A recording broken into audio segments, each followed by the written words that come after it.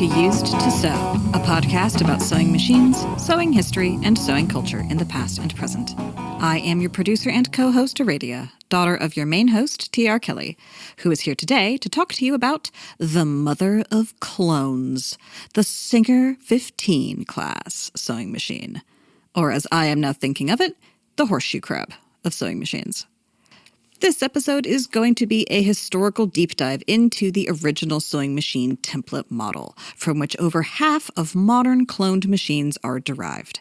This is the machine that can't be improved, has been optimized to the max, and will forever stand the test of time. We start our tale in 1879 with the transition from long shuttle bobbins to the round bobbins with the Singer 68, the immediate precursor to the first Singer Model 15 that was finalized in 1895, and end in 1958 when Singer gave the responsibility of making these machines up entirely to their Japanese counterparts. Along the way, we learn more about the field marks of the Model 15, how the different model numbers were designated, why the 115 is not related to the 15, how the Japanese sewing machine market got started, and that those cloned machines in the 60s and 70s were actually slightly better made than the originals. We've got lots of references in this one, so be sure to check the show notes for further reading. Today's topic, we're going to go mechanical and historical here. Today's topic is Singer 15, the mother of clones. Oh. A lot of people have heard the term clones, and they may even understand that it means machines that were copied off other machines. And it's usually Singer clones we're talking about. And it's maybe even Japanese Singer clones we're talking about. So we're going to hear today, what is a 15 and why was it cloned? And who did that anyway? Okay, so let's go back to 1879. 1879, Singer in Elizabeth, New Jersey. And as we've talked about in previous episodes, Singer was making long shuttle machines. The new family and all these different long shuttle. First they were transverse, and then he did the shuttle that moved in an arc, which became the VS series, which we talked about. But let's today talk about when we made the jump from long bobbins to round bobbins. This is like a really important technical thing. So we've been using the long bullet bobbins, but now Singer come up with a new thing. And for some reason, I don't know how, he's built all these different machines, but now we're at number 15. So this is Model 15, the improved family. It has an oscillating round bobbin shuttle, a high arm. It's intended for domestic or light industrial work. Has a fiddle bed, which is not the square bed, but it's kind of violin shaped. It's got some curves in it. This machine uses what's called nowadays by collectors the long beak shuttle. As somebody with a big nose, I kind of like that. I'm like, this does sound tailor-made to cater to your sensibilities. Long beak. I'm a bird. I want a long beak shuttle. So if you look at this thing, the bobbin case still has a shuttle point on it. It's like an interim design here. This was not the Class 15 bobbin that we know today. It was smaller, and it's still made. It's called a Class 68. It's kind of domed and thin. So this machine went for a while, from 1879 to 1895, so almost, 17 years? In 1895, the 15 underwent a redesign into the most successful sewing machine design ever. Now, what does that mean? That means there's more machines made on this platform, this basic mechanical platform. Every sewing machine in the world, well over half of them are on this platform. Over half. Yeah. That's a lot of the pie chart. All the machines that are made in backyard foundries in India are 15 class. That's a lot. Gotcha. And gotcha. Africa and all the developing countries where people are still making sewing machines by physically sticking a lot of metal stuff together. They buy their bits and bobs. They do the founding in their backyard. But what's the standard thing? You order these Class 15 parts. All right. So in 1895, we redesigned into this, what we now know as a Class 15 machine, with the tension is on the side of the face, over on the nose there. Any machine that's got its tension over on that side is a 15, no matter what the name is on the front. It's a badge. All right. So that's your first field mark for, is it a 15? The tension's over on the side, not facing you, on your left side. This is also when Singer standardized its needles. And that's where we get the number 15x1 for the Singer needle size, which is now the needle size. And it was Singer's first flat-sided needle. Now, here's a huge improvement, right? Now we have... Because you know the orientation of the needle without a doubt, because the flat side goes a definite way and there's only one right answer. Yes. So they invented that. How cool. In 1888, they debuted the new flat-sided bobbin, the one we all know and love. Nowadays, it has a lot of holes in it. Back then, it had perfectly flat sides with one hole on each side. So there's your 15-11, which means that's 11 small improvements up to this model. I'm figuring out how Singer did their model things. The 15K31 was the semi-industrial version of this machine. Looks about the same, but some of the parts are heavier. You can still find those operating all tailor shops all over the world, 15K31. And that K is for Kilbowie? Kilbowie, you know. Right. Yep. So that version was made there. Singer at both of their plants at Elizabethport and Kilbowie are both cranking out 15 class machines, along with, other things that they're doing. They're doing a lot of industrial machines. They're still making long shuttles. I mean, they didn't just quit making them. They've introduced a new thing, but now, the old one can be still sold off until there isn't any more stock left of it. Right. That overlapping thing. Okay, so they kept improving and doing this, that, and the other thing. And there's a lot of pages online say, how do I tell which 15 dash what the hell? There's so many numbers that come later. All those numbers, 15 dash XX, whatever the model is, describes what it has on it. Does it have a solid wheel? Does it have a spoked wheel? Is it a hand crank? Is it a treadle? Does it have a built-in pop motor? Does it have an external motor? What color is it? So all these, 15 was made from 1895, redesigned, clear up until 1958. These machines were being made. And the 15, well, we'll get to it. Okay. 15-88 has a spoked wheel. 15-91 has a pot motor. 15-90 has a belted motor. 15-125 has a pot motor, but it's mint green. Wow, that's really nerdy. And check this out. 1588 through 15125 all have the what's called 11 o'clock bobbin. So stick out your hand like you're going to hitchhike and your thumb is up. If you're using your right hand, your thumb's probably pointing to 1 o'clock. Use your left hand, it's pointing to 11 o'clock. Oh, yeah. Yeah, right? So your 1591 uses an 11 o'clock bobbin. Yeah, it does. Totally. Now that I'm picturing it in my head, it's oh, yeah, it does kind of point off to the left a bit when I'm holding it that one way. Yeah. Those machines also have their needles put in opposite of the standard 15. They have the flat side facing out. So 11 o'clock bobbin, flat side out. Now, that was Singer's thing. Back when they were just in the 1530 and all the other 15s, they're using the 1 o'clock bobbin and the flat side of the needle faces the pillar. Now that's, all the clones are pretty much like that. The 11 o'clock bobbins are pretty much Singer only. This is deeply nerdy. But important. Oh, yeah. But they all use the same bobbin. Class 15, same bobbin.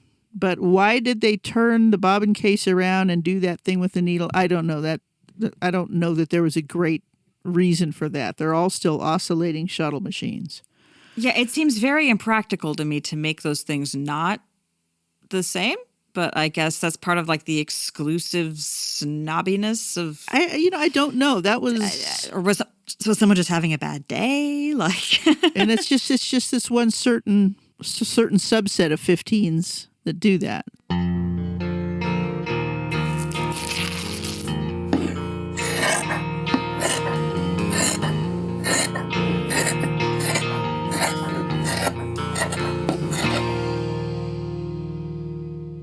More nerdy engineering research on that, because if they would have been like, okay, we're changing it from an oscillator to a rotary, then they might have had to turn it around.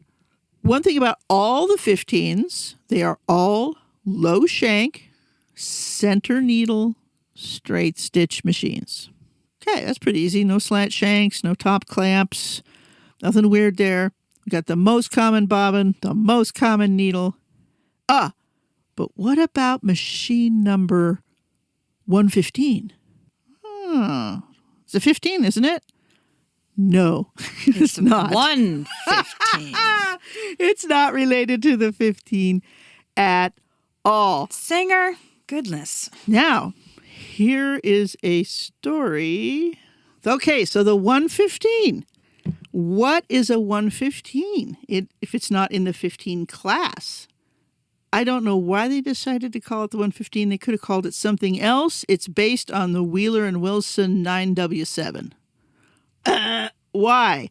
Well, because Singer bought out and took over Wheeler and Wilson in 1905. It was one of their last big competitors, so they just took them over.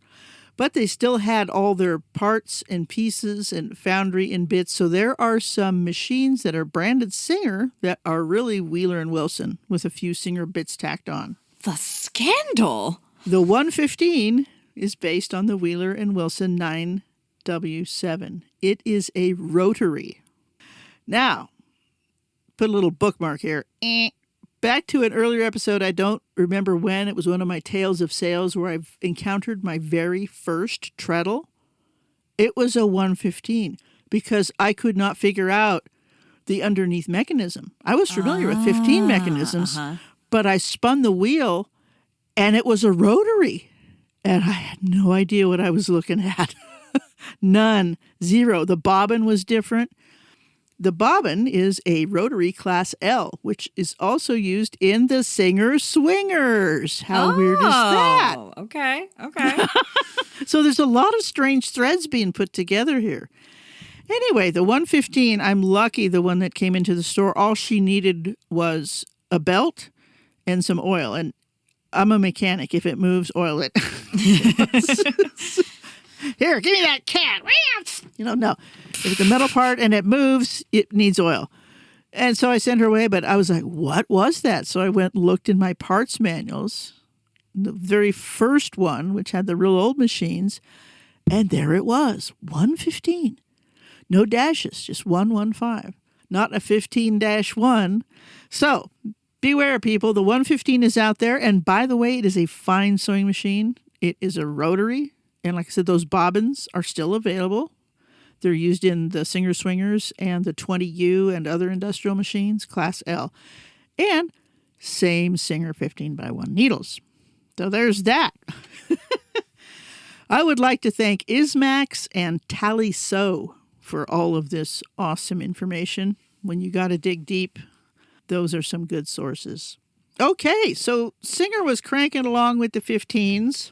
So the 15125 was the last of the Singer 15s, and it was made up until 1958. They were trying so hard. They kept the 1591 mechanism, the same one as your machine. But can you guess what they did to it? To the machine entirely, or to the... To the when the customer walks in the door. Whoa, what's that? Did they put a clock in it? No. It was too early for the clock. We're still in the 50s. It's the space age. But did they put fins on it? Really? You're getting close. 1957, 58. It's got bulldog stance and just the slightest hint of Not necessarily fins, but the lines are definitely a bit space age. And what color is it? Tan? No. Green. Yes. Because you said that green motor earlier, so they got into the green. Okay. The late 50s was a decade of green Singers. We had the 185J. There was a couple. Mint green was like the new ooh ah. So the 15125 and many of the 319s, 306s, all the late 50s machines are this very peculiar shade of green that I just love. It's like junior high school bathroom wall color or something. It is a very charming mid-century sort of green. It's a very specific period that is evoked by that shade of green. Yes, it's a minty green. I don't know what their actual name for it was. Probably something space age, like atomic whiz or something. Uranium. Ooh, glows in the dark. So it's a handsome machine. And like the 1591, it has a built-on pod motor. The motors are interchangeable, just the covers are different. The internals are still black and copper and all that. Even the cables, the light housings, the foot control, everything's green. Like I said, if you get one of these, they're just pretty. And they run great, okay? But that was the last 15 because Singer was moving on to the Rocketeers at this point. We've got to give up the straight stitch. Now we're on to the swing needles and the slant needles. So there goes 15. It's not worth it to Singer anymore. They're designing more stuff. Now, this is important. I need to drink a tea here. Singer didn't want it, so they'll give it to somebody. Womp, womp, womp. Who did they give it to? Here we go. This is where the clones came from. So once Singer decides they're done with it, then it's clonable. Yeah, this is not a money-making thing anymore. You know, we don't need to collect royalties on it or whatever. Okay, so now I'm reading from sewing-machines.blogspot.com. But this person has a lot of cool information about sewing machines.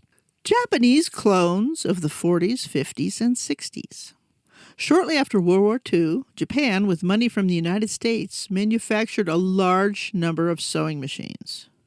The most common of these were based on the Singer Model 15, but there are also some Singer 99 clones. Indeed, many of these machines are practically indistinguishable from a Singer and use parts that are interchangeable. Often they were given American-sounding names to appeal to the overseas market. Over 5,000 different brands have been identified, manufactured by only 15 or so companies. Unfortunately, records from these manufacturers don't exist, so it is generally impossible to identify them further. Generally speaking, a machine will somewhere state made in Japan or have JA- stamped into the bottom of the machine, into the casting. To further complicate matters, large retailers would purchase machines and have the company name on them. Macy's, Gimbals, the badge thing. Any retailer so inclined could have sewing machines made just for him or her. Sears Kenmore, Ward's Signature, Penny's Pencrest. The Gewurz Special. Yes. I've tracked department stores, machines with automobile names, female names, patriotic names, etc. Post-war machines are generally well made, often quieter and smoother running than the Singers that they were copied from. Japan also gave us many of our colored sewing machines. Examples have been found in metallic blue, green, pink, yellow, and fire engine red. In terms of collectability, don't be fooled by a claim of an extremely rare Mitsubishi, Ford, Saxon, Stitch Queen, etc. The same machine could have dozens of different names. If it says Singer on the machine, it probably is. If it doesn't, it's not. The Japanese machines have not caught on with collectors, even the ones made in occupied Japan. That was the earliest. And as a result, retain very little value. They can be found in many thrift shops for $10 to $20 and local auctions for under $5. This might be a good niche for a collector on a limited budget. They could collect all pink machines or machines of rainbow colors, etc. So this person is, that's kind of their overview. So the cloning process started in the 40s, in the immediate aftermath of World War II. So that was not the 15 class necessarily. It was like older models that were already like losing their oomph. No, it was 15s. Here's another page that's a little more in depth. This is a Canadian page in stitches. At the end of World War II, Japan was occupied by the Allies, and a good part of the Allied presence was to help reconstruct Japanese industries in areas that did not pertain to military production. One of the products the Japanese set out to make were sewing machines, as the post-war demand for machines was very high, and the Japanese had skilled workers who could turn out precision products. Japan was making sewing machines before World War II, but their impact was negligible on the global market, which Singer dominated. They based their early machines on the Singer Model 15, whose patents had long expired. Combining aspects of the earlier 1530 and the current Model 15 machines, which Singer was phasing out as they brought out newer, sleeker versions and more advanced models. So they're using the 1530 plus some of the features of the newer machines, but Singer's phasing them out. They're not going to bother with it. So even though they're not done making them, they know that they're on their way to being done making them, so they're already less attached. Yeah.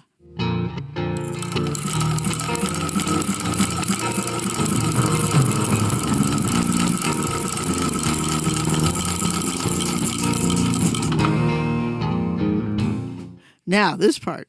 The Japanese sewing machine manufacturers combined forces and cooperated with each other. How un-American, right? That's not very capitalist.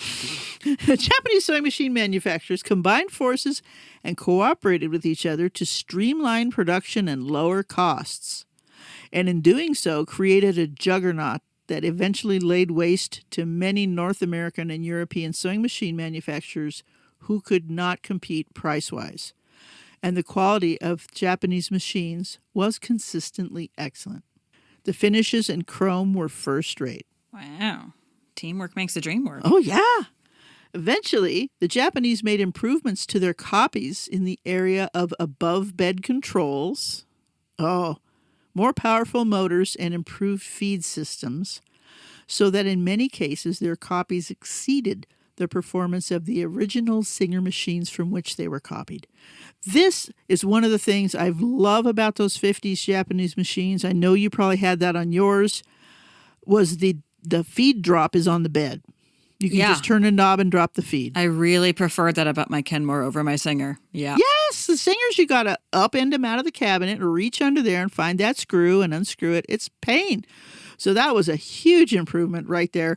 And the Japanese also, they don't mention it in any of the articles here, but the whole idea of the Patch-O-Matic darner release on the presser bar. Oh, yeah. That was them. Uh-huh. Okay. Soryu, Maruzen, and Toyota were some of the most successful Japanese companies as they secured contracts with Sears to provide Kenmore badged machines, which gave them a wide distribution market in North America. Maruzen and Toyota still produce sewing machines, with Toyota being one of the premier suppliers of high-speed industrial sewing machines. Wow, Toyota. Yeah, that's true. But the nugget in that sentence, these companies secured contracts with Sears to provide Kenmore badged machines. Now, this is a turning point for Sears. Because the machines are cheaper and of higher quality than what came before? And the demand is also exploding because now we're getting farther and farther into the timeline? Well, here's what happened. Remember when we talked about Sears? They had a lot of people making machines for them. They didn't make their own. And they went through, I think Davis made for them for a while. White made Singer's machines up until this happened. Oh. Okay, so here is from steelsewing.blogspot.com. Jim Steele is an expert in many things, and he's great with Kenmore. While the 1950s saw many changes for sewing machines and the companies that supplied Sears and Roebuck, the next decade would become considerably quieter. It takes a year or two for it all to settle out, but by 1961, White no longer supplies machines. And almost all of the 1960s machines are built by Shoryu and Maruzen in Japan, with few exceptions, which are a couple of machines that Sears was waiting for their contracts to run out. They're being made in Germany and stuff. So this is the era when Kenmore had 2-digit model numbers. So I'm looking through this guy's pictures. I want you to put the link in for this because his pictures are great. And guess what I found? I found my dad's Kenmore. The one I Really? have. Yes, it is a 1960 Model 44, which fits with everything I know about my parents. See, they got married in 58. I was born in 62.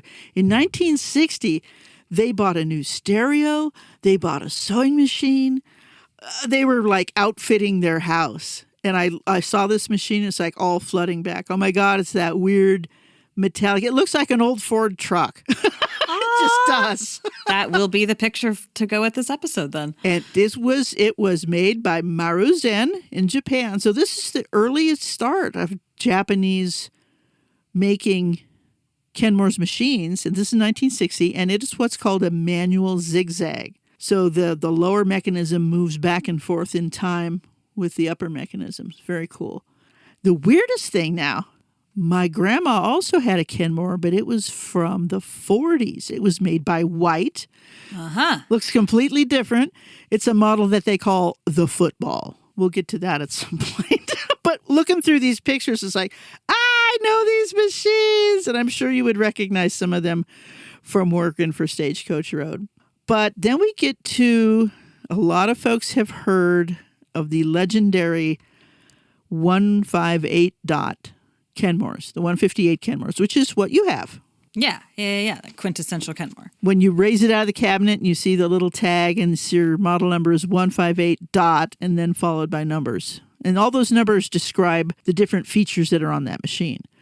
But the 158 series was made by Maruzen, and that's why, and they're all marked right on the pillar, made in Japan. And they are still some of the highest quality. But people are asking me now, what should I get for a vintage sewing machine? I'm like, look for a 60s or 70s Kenmore. Look for where it says made in Japan. And they're all, I mean, some of these old ones are up to 40 pounds. Massive. And when we get to the episode about sewing machines and car styling, boy, the Japanese were on that.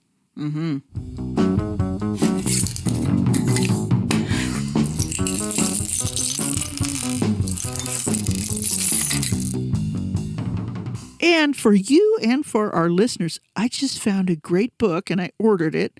Oh, really? And it's expensive because it's a university press scholarly thing, but it's all about sewing machine and the making of the Japanese housewife. And it talks about this whole traditional, they sewed, of course, but then after World War II, they want to make more Western clothes. And plus the sewing machine industry is happening. So this huge thing was styling and sewing machines. So I had to order this book. I'm hoping that all you Patreons understand that that's what we use your money for, is buying research materials for the podcast. So that'll be coming up when I get that. But Very cool. So much awesomeness about how we went from the Singer 15 through World War II, through rebuilding Japanese industry. They took right to sewing machines so well that they became the supplier for Sears, America's #1 retailer at the time. And now we have these awesome Kenmores. What a cool story. I thought it was anyway. I hope you guys did too. That's really interesting, though. I mean, like understanding the process of like what the post-war economy actually looked like and did in particular, not just, oh, it was a big boom and then we outsourced everything and now everything's crap. This is like, let's follow an appliance and see how it goes through that process and what that means and how that affects things. It helps bring context to the entire, post-World War thing. The one thing that I can't remember which big American dudes were in charge, but they're like, look, we just bombed the shit out of Japan and we nuked them. Yeah, remember that? And they got nothing. So we got to help them out or they're going to become what? Communist, right? Oh, yeah. Okay. Sewing machines will help us stave off communism. Okay. Yes. This is the start of the Cold War here. And so we yeah, need to, yeah. and the Japanese people are literate, intelligent, industrial. We want to rebuild them and get them on our side. So we gave them the plans and lots of rebuilding of their industries and their factories that weren't oriented towards war, right?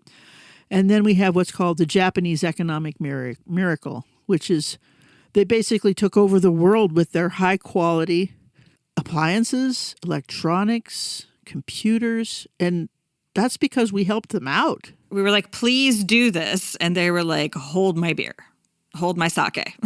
And you know what? They're still one of our strongest allies, right? And we did the same thing in Europe with Germany. We're like, hey, too bad, so sad. You guys lost and you really suck, but we got to get past this and we're going to help you guys rebuild. This is called the Marshall Plan, is what it was called in Europe.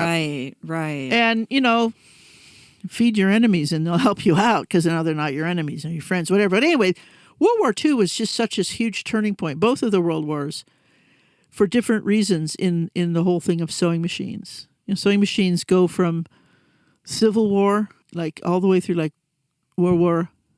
Well, in Europe, okay, now we got other things going on over there, especially in England, Kilbowie. They've got whole other wars going on with the sewing machine.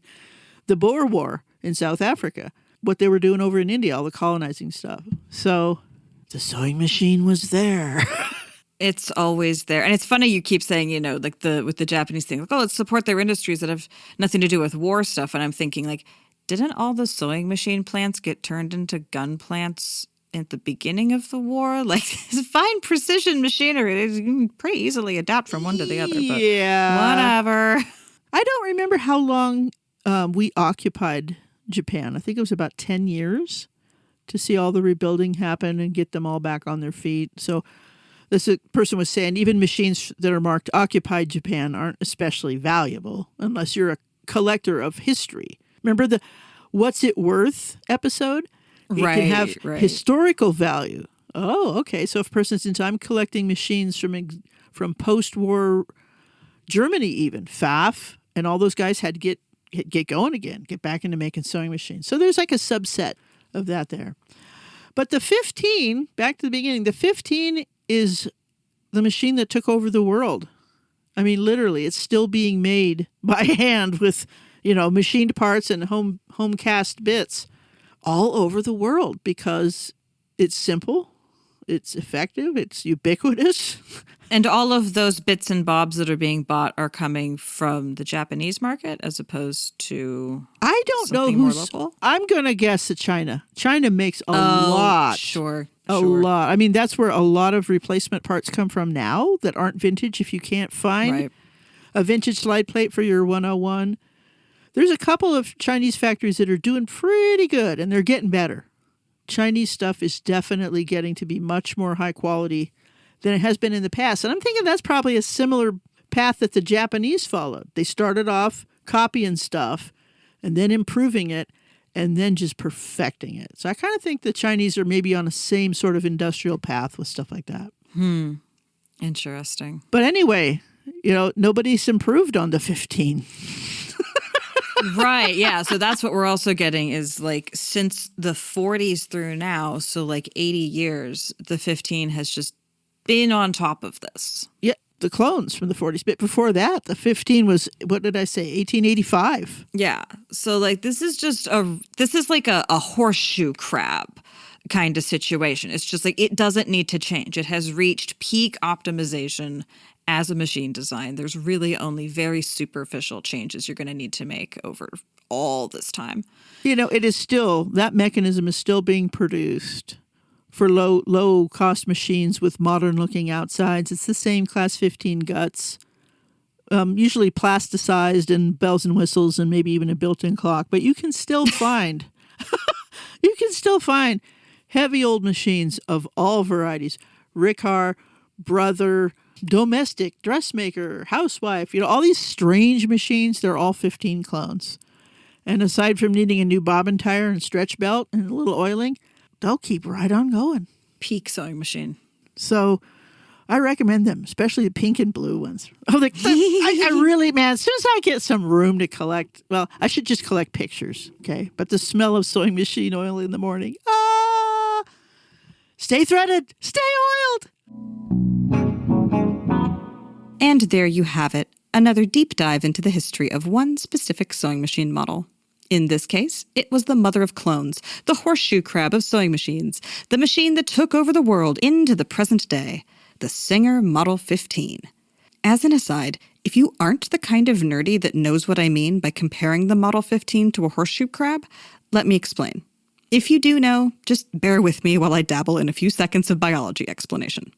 So, basically, horseshoe crabs are one of the least changed animals in the world, in the sense that if you look back into the fossil record, they are present without much meaningful changes for many millions of years, like about 250 million years for their modern form and 450 million years for being recognizably horseshoe crabs, which qualifies them for lay people to be called living fossils. There are actually a lot of species that fit into this criteria, but this is a particularly well-known example. Okay, enough squishy science. This is not my lane. Let's go back to sewing machines. This was one of those episodes that adds texture to my sense of 20th century history, both in the U.S. with Sears and Singer and Kenmore, and in the post-World War II economic projects that we invested in. Knowing about outsourcing in general is great, but seeing the small steps by which one machine embodies the whole process is satisfying to my love of learning. And if you loved all that learning, do remember to check out the show notes for all of our references. As a reminder, we are unofficially sponsored by Stagecoach Road Vintage Sewing Machine, who do repairs and restorations. You can follow us on Facebook and Instagram and YouTube, and you can support us by sharing the podcast with your friends, and also with money at patreon.com/used2sew. Thank you for listening to us here at Used to Sew. We always welcome your additions, corrections, and feedback in general. Please reach out to us via email at usedtosew@gmail.com. Used to Sew is a production of Fox and Raven Media. For more podcasts from Fox and Raven Media, visit our website at foxandravenmedia.com.